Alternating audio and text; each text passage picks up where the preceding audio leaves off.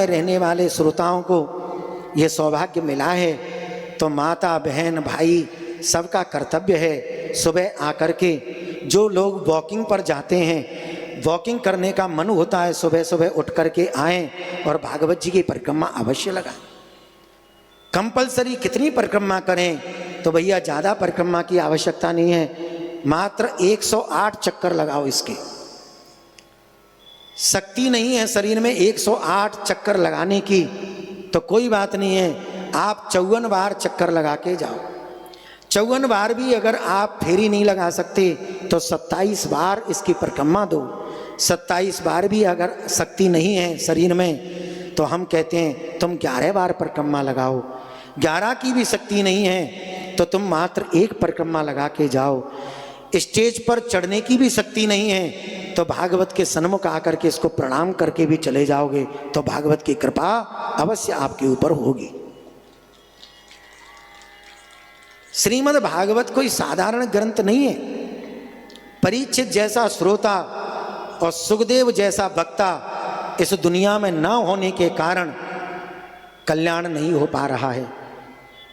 कहीं वक्ता में कमी रह जाती है तो कभी श्रोता में कमी रह जाती है।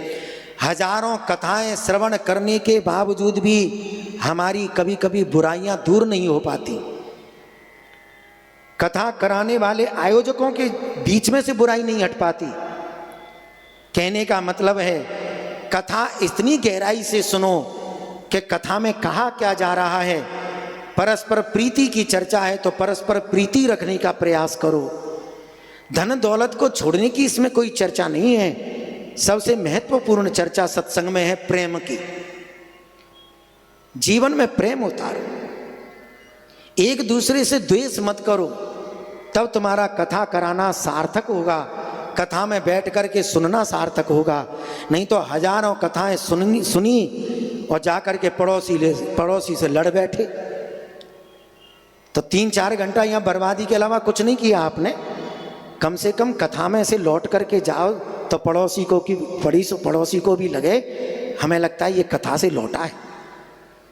आपकी चेहरे की मुस्कुराहट सामने वाले को ये कहने को मजबूर कर दे ये कथा से आ रहा है। दूसरे के प्रति ईर्ष्या समाप्त हो जाए, दूसरे के प्रति बुराई की भावना नष्ट हो जाए, समझ लो तुम्हारा कथा सुनना, कथा कराना सफल हो गया। बोलो राधे राधे।